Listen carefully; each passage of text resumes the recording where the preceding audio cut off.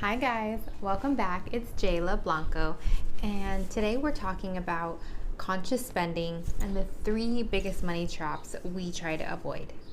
I wanted to give you a little story. So yesterday was my daughter's 4th birthday.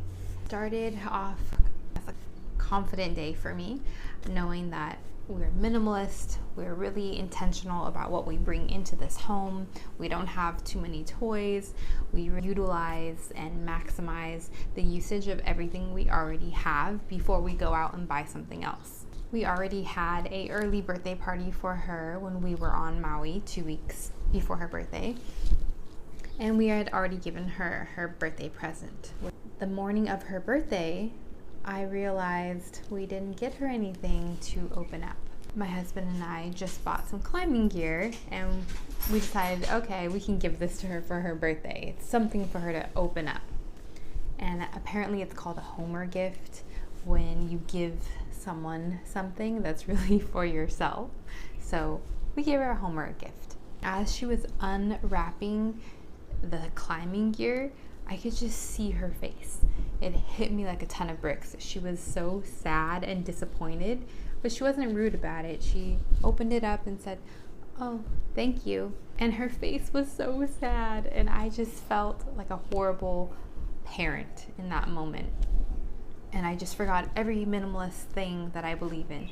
And I said, I need to go to the store. I need to buy her something right now. I need to make sure this never happens again. This is such a horrible feeling. I went to Target and I was already not in the right headspace. You get her bluey pajamas, bluey dresses, some bathing suits, some little makeup sets, and snacks and candy and all of these things. I could have easily spent over $300 if I followed my impulses. And luckily, it's not my first rodeo.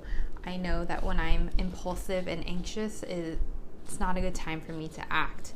So I was trying to reel it in, find my center so I can continue with my day.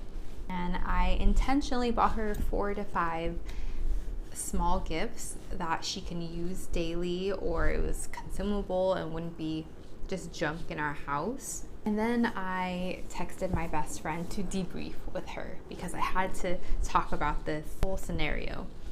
And I realized I was trying to save my daughter from disappointment, but also myself. I'm feeling like a bad mom. I didn't want to feel those uncomfortable feelings of, I didn't get her enough things. She's so sad and disappointed. I should go out and buy her more things so she's happy. But speaking with my best friend and even with my husband, that our children need to experience disappointment and sadness on small scales, maybe daily, weekly at least. If they can't handle small disappointments and some sadness, when they get older, they will not be able to cope with any disappointment or any sadness. So we are teaching them life skills. Easier said than done because I had to separate myself from thinking I'm a bad mom or thinking I'm not doing the Pinterest or Instagram things for her, big balloons and huge birthday parties and all these gifts, and knowing that that's totally okay for other people. That's just not who we are.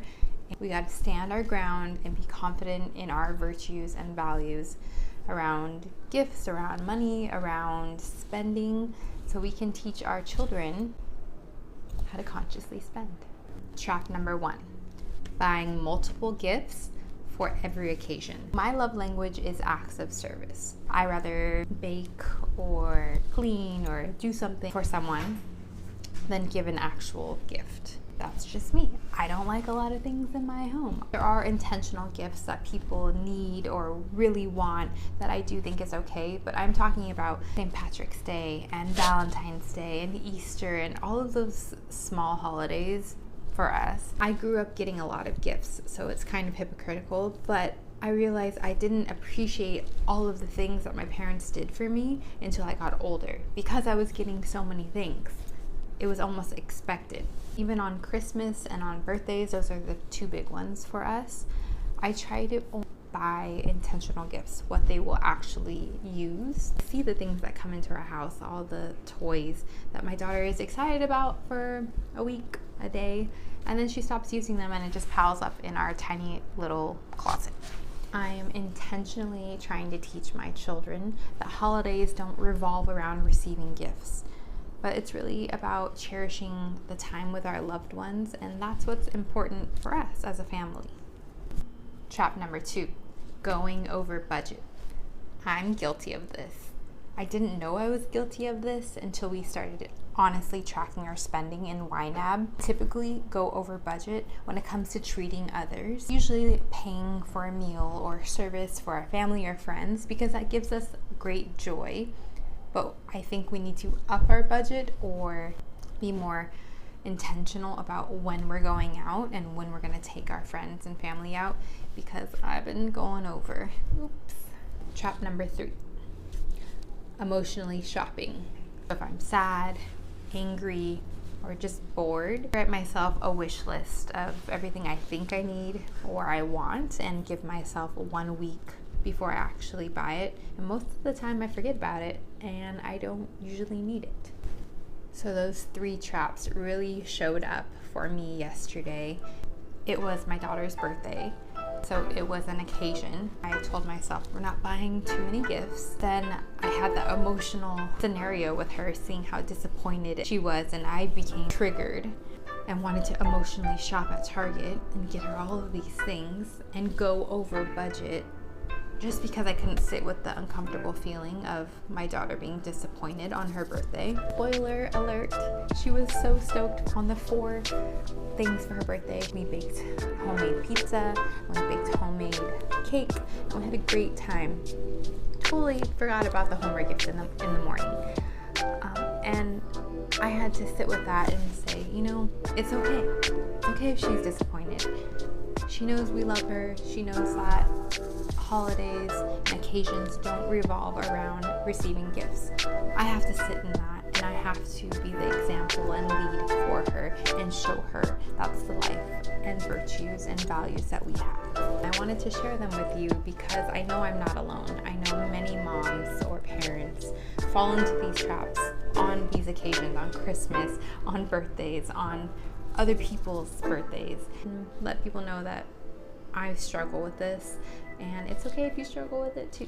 If I give love and consciously spend on intentional gifts, that will make me happier in the long run.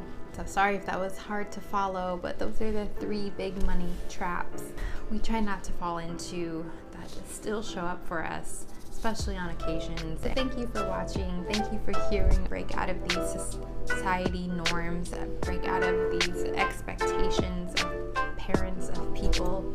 I appreciate you. I hope you subscribe, and I'll see you in the next video. Bye.